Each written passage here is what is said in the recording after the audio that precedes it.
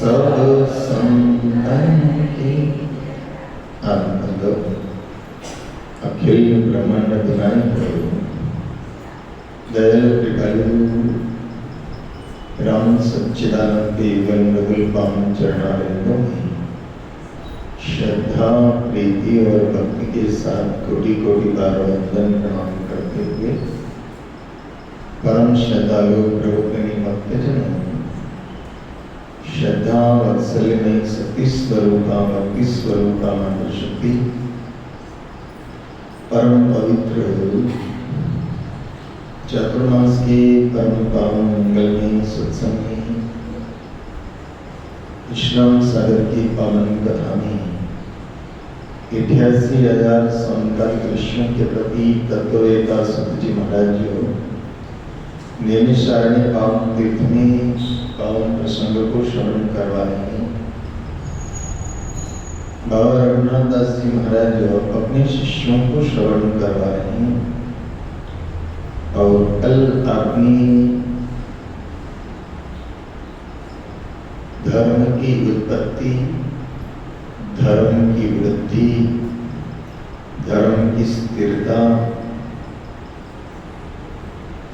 और धर्म का विस्तार,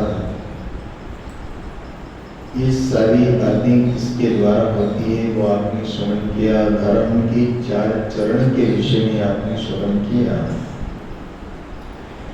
और सत्य के बराबर और कोई धर्म का चरण हो नहीं सकता। और सत्य के 4 चरण बताइए। पहला चरण धर्म के 4 चरण बताइए। पहला चरण है सत्य, दूसरा चरण है दया, तीसरा चरण है तपश्चर्या और चौथा चरण है दान। और सतयुग के अंदर चारों चरणों के ऊपर धर्म विद्यमान था। त्रेता के अंदर 3 चरण का धर्म विद्यमान रहता है। द्वापर के अंदर 2 चरणों पर धर्म विद्यमान रहता है। लेकिन कलयुग में तो मात्र और मात्र 1 चरण पर धर्म विद्यमान रहता है और वो चरण है दान।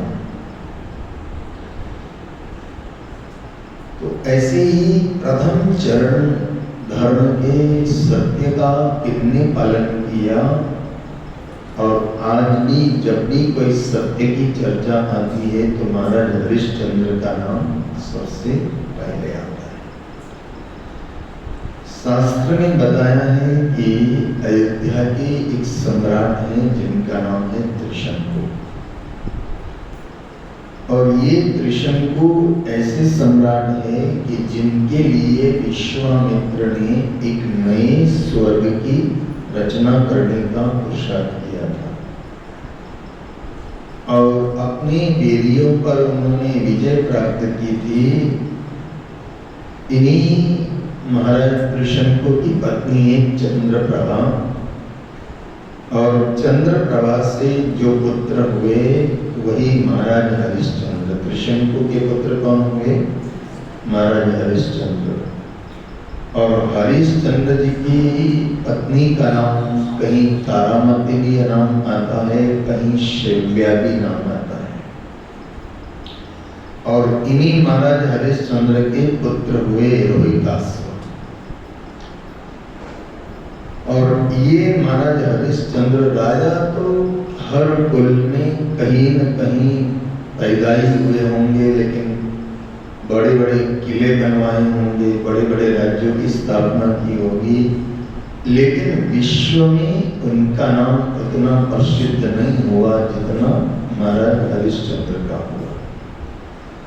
और महाराज हरिश्चंद्र के राज्य में ऐसा कहा गया है कि कांसु राज्य को दुखी न रहे।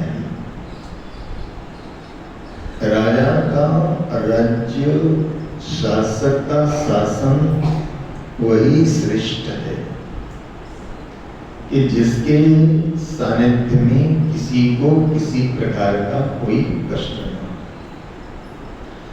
ध्यान देना, जैसे राज्य का मुखिया राजा होता, मैं फिर कहता हूं कि राज्य का मुखिया जैसे राजा होता है और उस राजा के राज्य में कोई भी उसकी प्रजा दुखी ना रहे तो उस राजा का राज करना सार्थक है। ऐसे ही समाज का जो मुखिया होता है उस समाज का मुखिया एक तरह से समाज का राजा गिना जाता है और उसके शासन काल में या उसके देखरेख के अंदर समाज में भी कोई दुखी नहीं रहना चाहिए।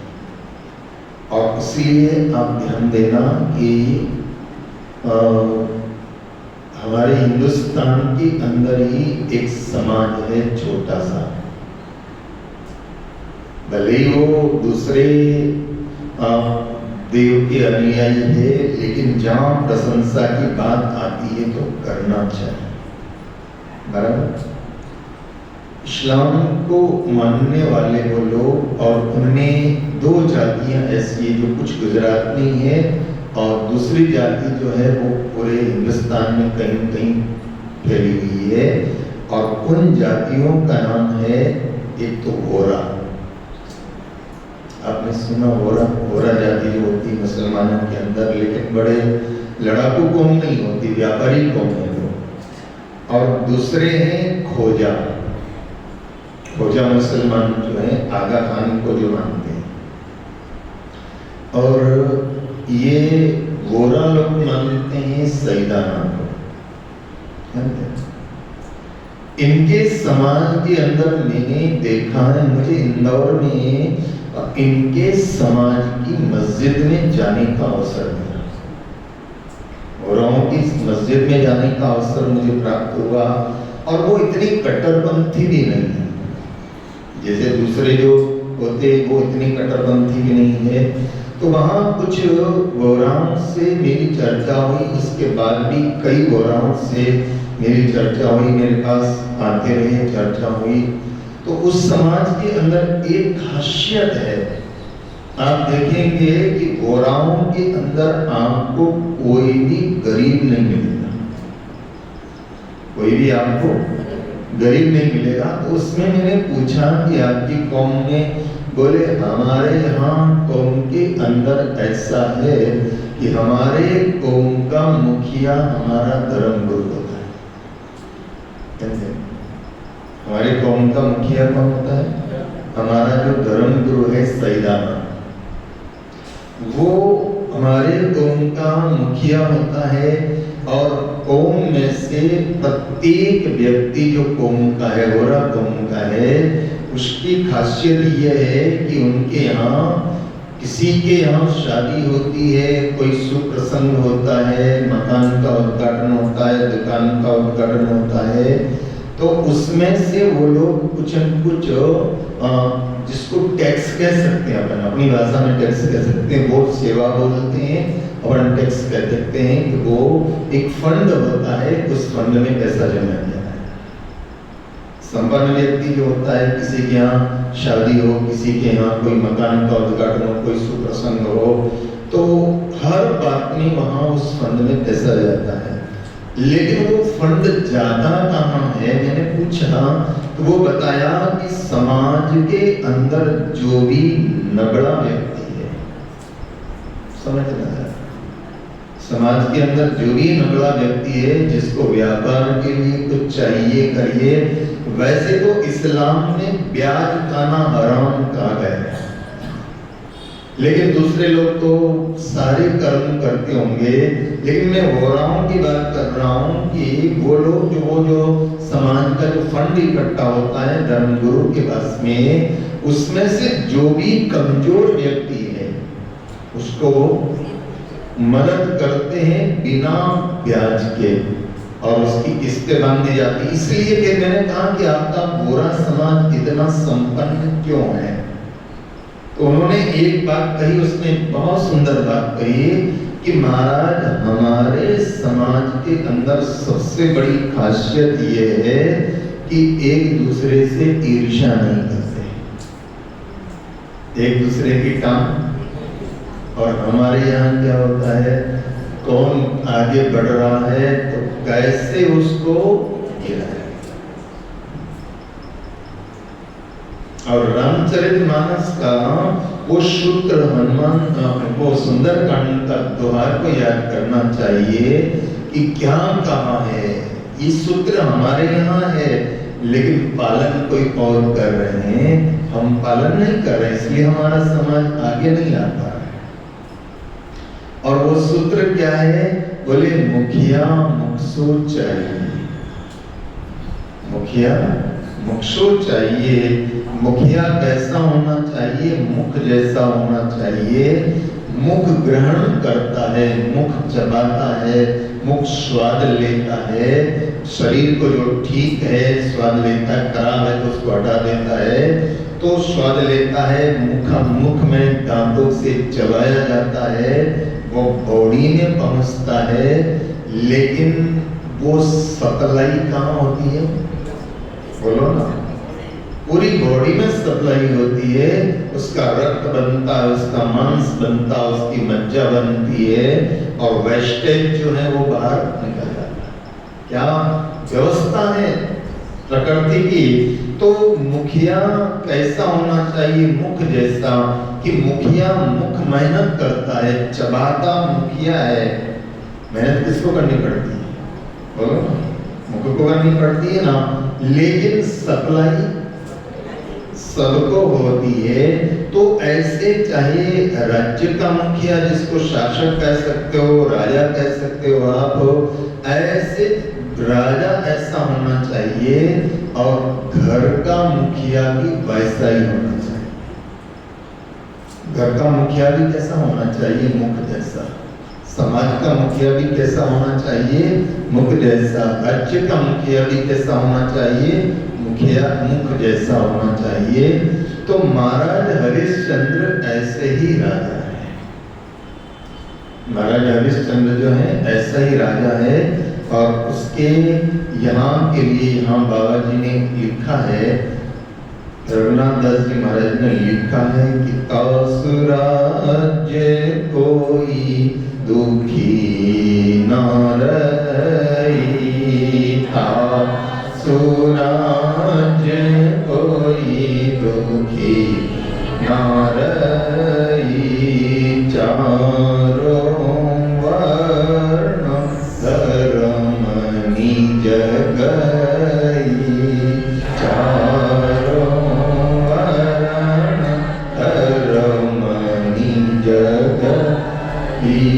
श्री राम जय राम जय जय राम, श्री राम जय राम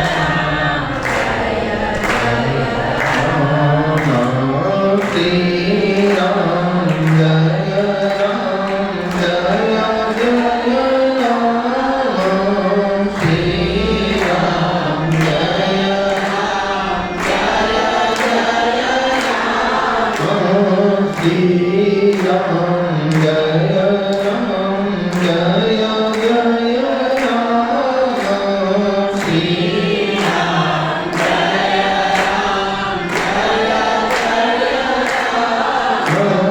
श्री राम जय राम जय जय राम, श्री राम जय राम।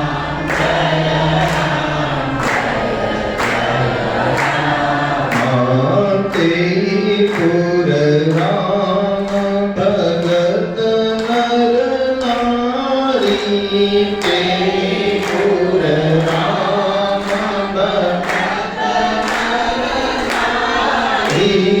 संत समागम भक्ति अधिकारी, संत समागम भक्ति अधिकारी, निसदीन भूप प्रीति हरि चरणा, निसदीन भूप प्रीति सुमिरन पूजन वंदन करना, सुमिरन पूजन वंदन करना,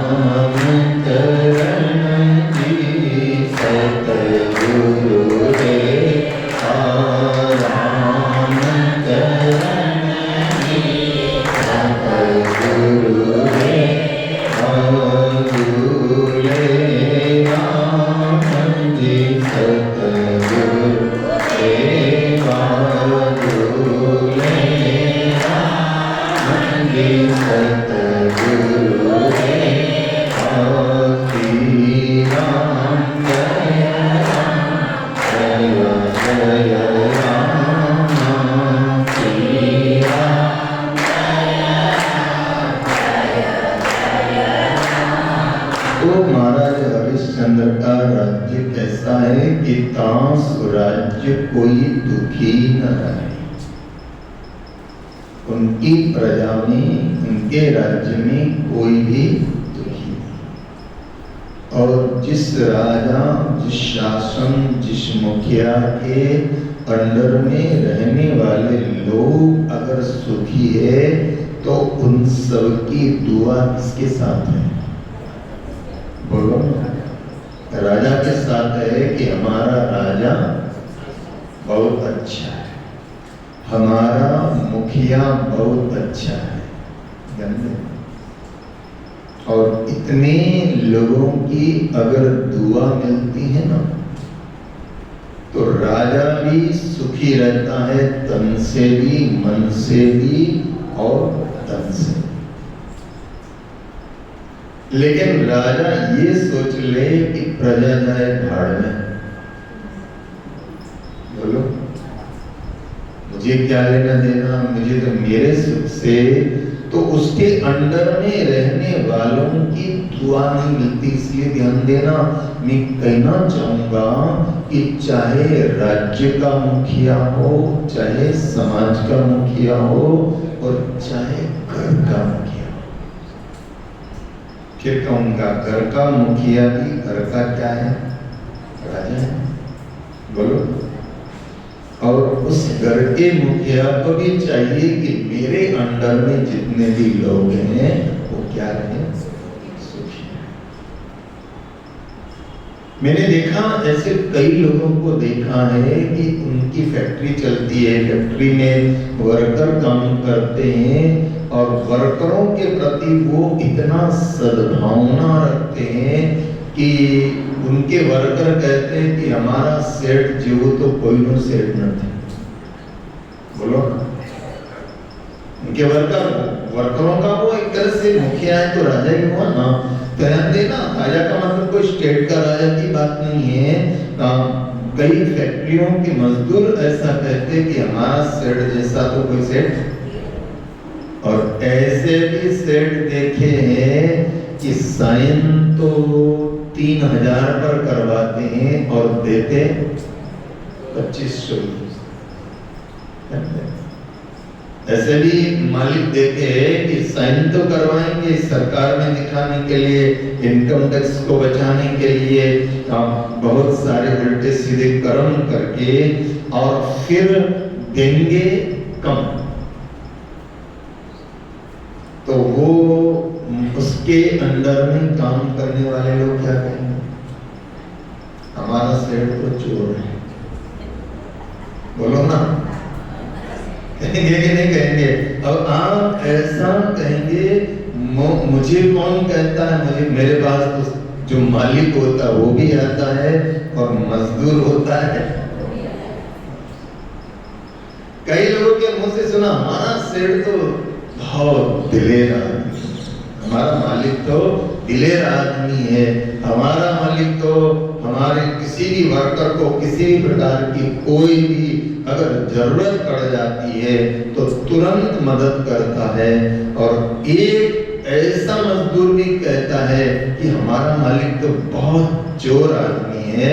अरे हमारे हक का भी हमें। अब जरा सोचो कि उनके हक का लेकर के और वो भी सुखी नहीं रह सकता, उसको भी फिर यहाँ क्या होगा? वो भी सुखी नहीं रहेगा। इसलिए कहा कि पुण्य की जड़ पाताल, पुण्य की जड़ पाताल में और पाप की जड़ अस्पताल। पुण्य की जड़ पाताल में और पाप की जड़ अस्पताल में। अब वो भले ही मजदूरों का काट लेता होगा, भले ही उनकी मेहनत को कर लेता होगा, लेकिन वो वही फिर पीले पानी वाली दाल और लूकी, क्या काम का धन, जरा बताओ। इसलिए कहा गया कि अपने आश्रितों को तो मंदिरों में जाकर के भले ही 56 भोग मत करो, लेकिन अपने आश्रितों को राजी रखो और उनकी जो दुआ मिलेगी ना, बोलो। हम बाहर जाकर के प्रदर्शन में बहुत कुछ खर्च कर देंगे, लेकिन अपने आश्रितों की मदद नहीं कर। वो जो प्रजा है, जो आश्रित का मतलब क्या होता है, वो हमारी प्रजा है, वो हमारी प्रजा जिसकी सुखी होगी। तो महाराज हरिश्चंद्र के राज्य में क्या है, राम जी के राज्य में क्या था, राम राज्य की आज भी लोग उपमा देते हैं कि हम क्या लाना चाहते हैं, राम राज्य लाना चाहते हैं। राम जी के राज्य में भी कोई दुखी। आपने सुना होगा कि राम जी ने उस कुत्ते की फरियाद दी। कथा आती वाल्मीकि रामायण में, बहुत प्यारी कथा आती है कि कुत्ता फरियाद लेकर गया तो राम जी ने उसकी भी सुनी।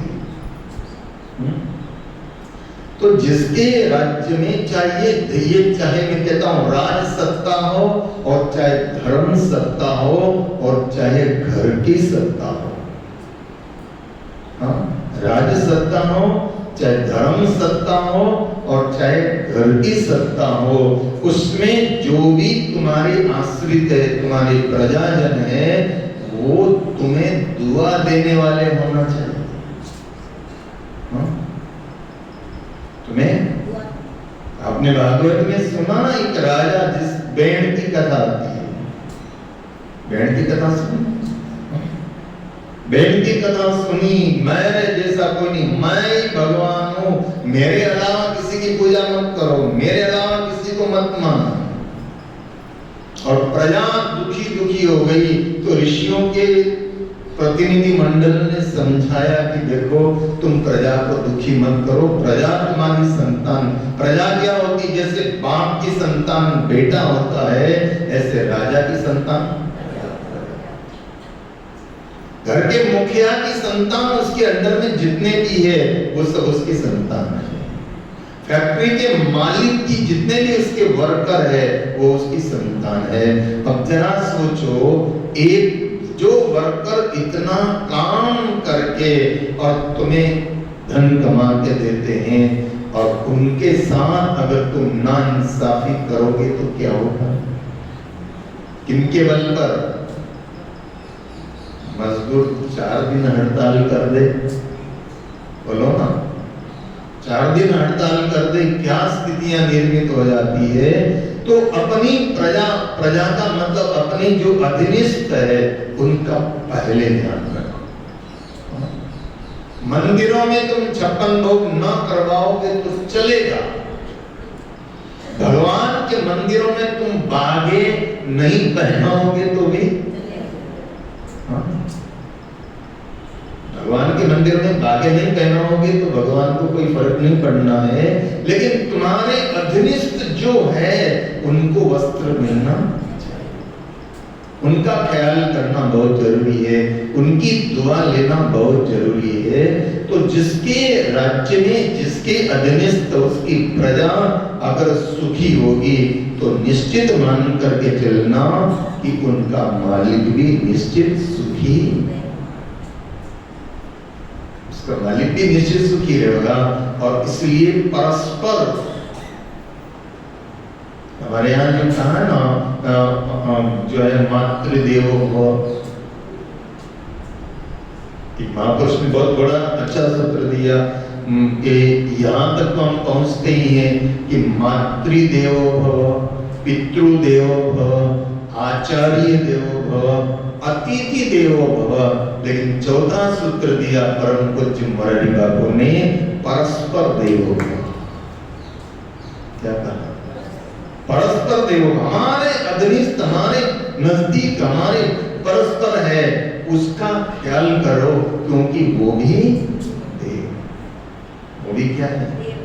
तो यहाँ महाराज हरिश्चंद्र का नाम क्यों इतना उजागर है कि तांस राज्य कोई दुखी न रहे, उनके राज्य में कोई दुखी नहीं है। और चारों वर्ण के व्यक्ति अपने अपने धर्म का पालन करते हैं। क्षत्रिय अपने धर्म का पालन करता है, ब्राह्मण अपने धर्म का पालन करता है, वैश्य अपने धर्म का पालन करता है और शूद्र जो है अपने धर्म का पालन करता है। कहीपुर राम भगत नर नारी, यथा राजा तथा प्रजा, यथा राजा तथा प्रजा। जैसा राजा होगा वैसी उसकी प्रजा होगी, जैसा घर का मुखिया होगा वैसे उसके घर के सदस्य, जैसा उसका घर का मुखिया होगा वैसे सदस्य भी होंगे ना। मुखिया अगर सत्कर्म करता होगा तो घर के लोगों को भी सत्कर्म करने की प्रेरणा। समाज का मुखिया अच्छा होगा तो समाज के लोग भी अच्छा कार्य करेंगे। तो घर का मुखिया, परिवार का मुखिया, राज्य का मुखिया, तो जासु पुर राम भक्त, कहीपुर राम भगत नर नारी। महाराज हरिश्चंद्र के राज्य में जितने भी नागरिक गण है वो सब क्या है? राम भक्त, परमात्मा के भक्त। राजा तजा प्रजा, यानी राजा भक्त है तो प्रजा भी, राजा भक्त है तो प्रजा भी भक्त है। धर्म का उत्साह होगा और राजा गलत आचरण करने वाला है तो उसकी प्रजा भी गलत आचरण करेगी।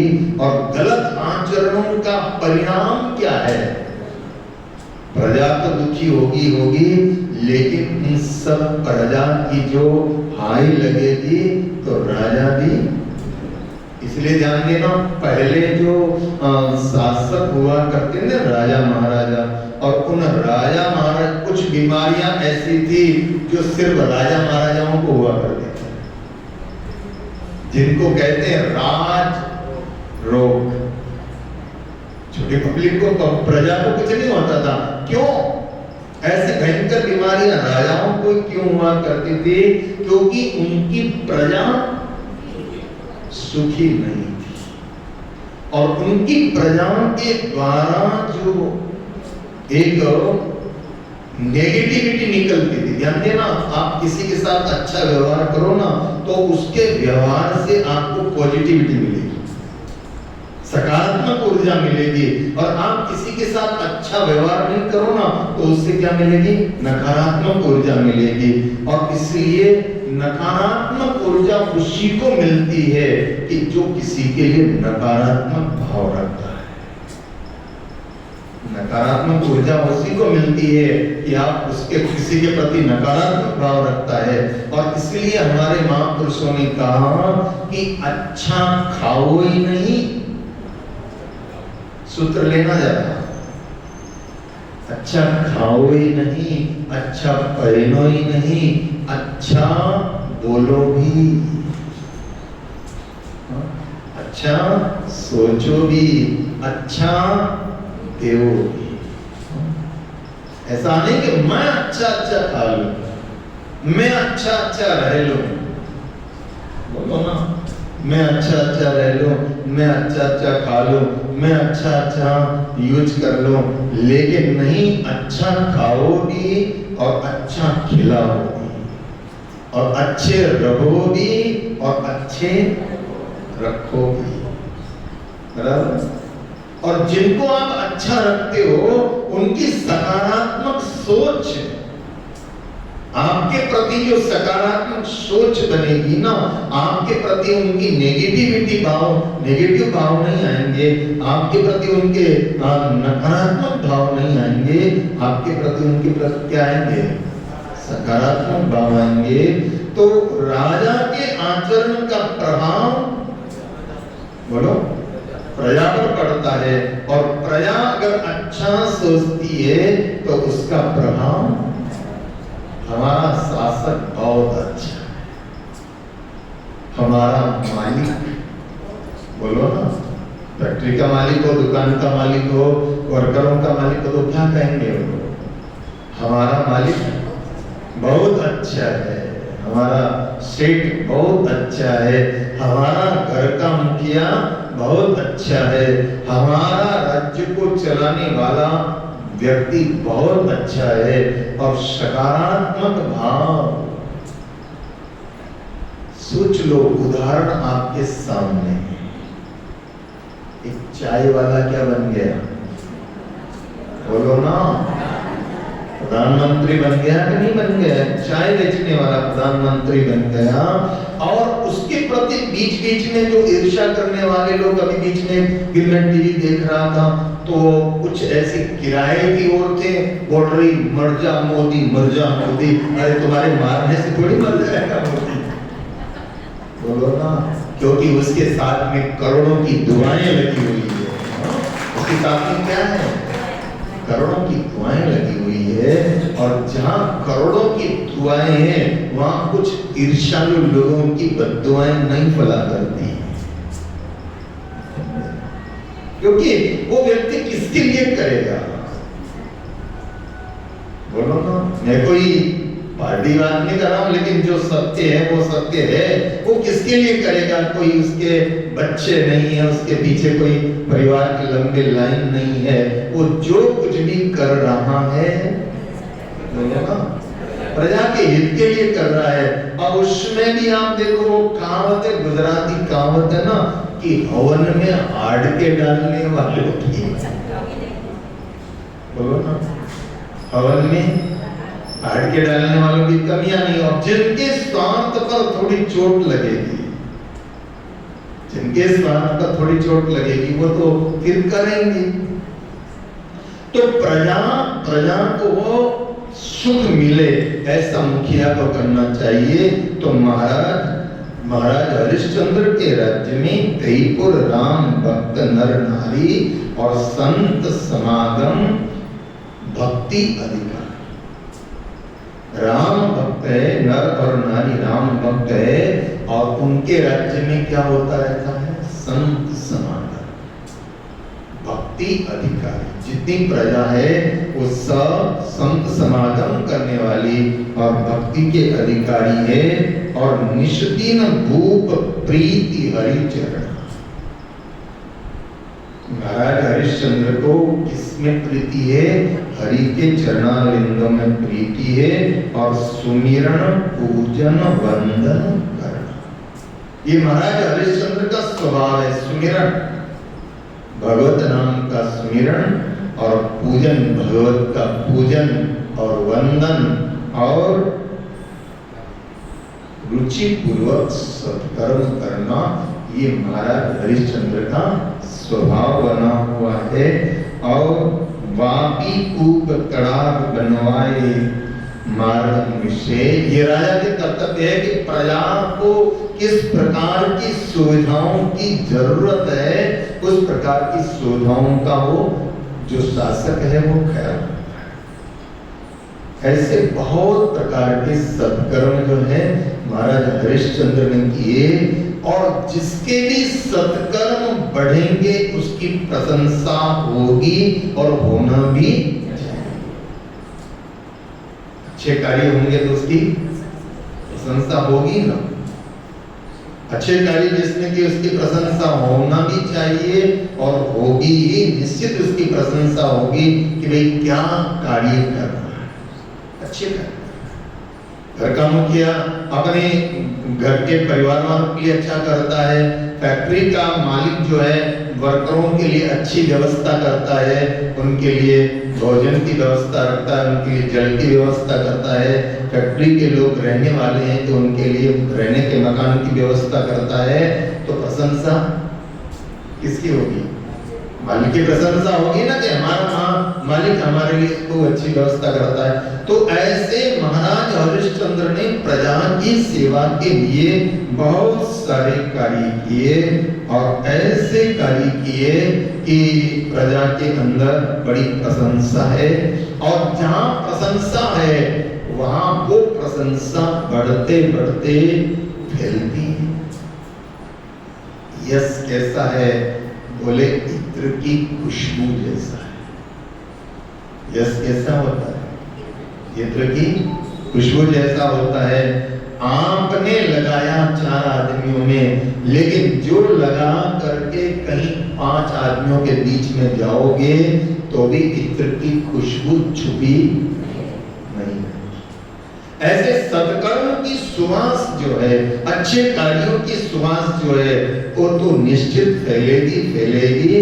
तो महाराज हरिश्चंद्र ऐसे और इतना सब कुछ करते हुए महाराज हरिश्चंद्र ने धर्म का पहला चरण जो है, जिसका नाम है सत्य, किसी को बोल दिया तो करके। और ऐसी प्रशंसा एक बार गंगा किनारे बहुत सारे ऋषि मुनियों की सभा बनाई, और ऋषि मुनियों की सभा बनाई तो उसमें महाराज हरिश्चंद्र की प्रशंसा होना चाहिए। महाराज हरिश्चंद्र की प्रशंसा होने लगी, और महाराज हरिश्चंद्र की प्रशंसा होने लगी। साधु समाज बैठा हुआ है, बोले महाराज हरिश्चंद्र जैसा सत्य का अनुचरण करने वाला कोई है ही नहीं। कोई भी व्यक्ति होता है तो उसका प्रशंसा के ना, हमारा सेठ जैसा कोई है ही नहीं। बिल्कुल है, सीधी बात है। और अच्छा काम किया है तो लोग कहेंगे, उसके अधीनस्थ वाले तो कहेंगे हमारे मालिक जैसा कोई नहीं है। तो वहां महाराज हरिश्चंद्र की प्रशंसा हो रही है साधु समाज के अंदर, ऋषि समाज के अंदर। बोले हरिश्चंद्र जैसा सत्य का अनुसरण करने वाला कोई है ही नहीं। धन्य है महाराज हरिश्चंद्र, जिन्होंने सत्य का अनुसरण लिया। ऐसा जब सुना तो विश्वामित्र नाम के जो ऋषि है, उन्होंने कहा अच्छा, हरिश्चंद्र की इतनी प्रशंसा। अब आप ध्यान देना, वैसे तो विश्वामित्र जो है, विश्वामित्र बाद में भले ही ब्राह्मण बन गए, लेकिन क्षत्रिय कुल के हैं। और कहा भी गया है कि जाति स्वभाव न मरना चाहिए। विश्वामित्र ने प्रशंसा सुनी तो प्रशंसा सुन करके और विश्वामित्र कहने लगे अच्छा, सत्यवादी हरिश्चंद्र और ऐसा सत्य का पालन करने वाला है, मैं नहीं मानता।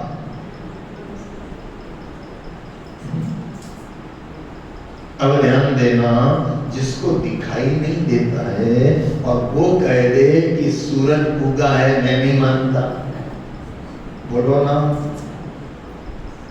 किसी की प्रशंसा हो रही है, जिस किसी की प्रशंसा फैल रही है और फैल रही है, लेकिन कोई कह दे कि मैं उसकी प्रशंसा को नहीं मानता, अब न मानने से क्या फर्क पड़ेगा? जिसको दिखाई नहीं देता वो कह दे कि मैं सूरज उगा है, मैं नहीं मानता, तो क्या उसके कहने से सूरज का प्रकाश रुकेगा? क्या सूरज का प्रकाश तो फैलेगा। अब विश्वामित्र कहते हैं कि हरिश्चंद्र सत्यवादी है, हरिश्चंद्र सत्य का अवलंबन करने वाले हैं, मैं नहीं मानता कि जितनी तुम प्रशंसा कर रहे हो वैसे हरिश्चंद्र होंगे। ऋषियों ने कहा नहीं महाराज, वैसे ही है। तो बोले मैं नहीं मानता, मैं तो जब मानूंगा कि हरिश्चंद्र की सत्य की परीक्षा। और अब ये विश्वामित्र जो है अयोध्या आएंगे, ये राम जी के जन्म से पहले की घटना है। तो बाद में विश्वामित्र को राम जी जैसे शिष्य मिले तो विश्वामित्र का भी नाम उजागर हो गया। तपस्वी है विश्वामित्र, विश्वामित्र बड़े तपस्वी है, 60,000 वर्ष की तपस्या की है। लेकिन ये भी कथा है कि इसी तपस्या के अहंकार में विश्वामित्र ने वशिष्ठ ऋषि के 100 बेटों की हत्या भी कर दी थी। ये भी आप जानते हैं। इन्हीं विश्वामित्र ने क्या किया, वशिष्ठ के 100 बेटों की हत्या कर दी थी। ये तो वो क्षत्रिय स्वभाव है। बाद में राम जी मिले, राम जी जैसा शिष्य मिला, बाद में विश्वामित्र के जीवन में परिवर्तन आ गया, वो बात अलग है। इसलिए ध्यान देना, तपस्वी होना अलग चीज है, लेकिन जो है विचारों से सदकर्मी होना अलग चीज है। तो विश्वामित्र ने क्या कहा, मैं नहीं मानता, मैं तो जाऊंगा हरिश्चंद्र की परीक्षा लेने के लिए।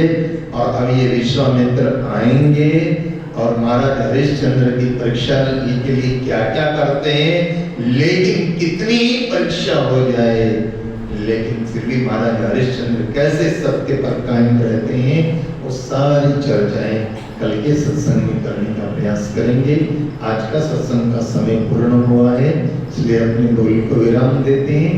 आप सब का मंगल इच्छते हुए आप सबका जीवन प्रभु भक्तिमय हो। आनंदमय हो, सब शांतिमय हो, ऐसी मंगल कामना करते हुए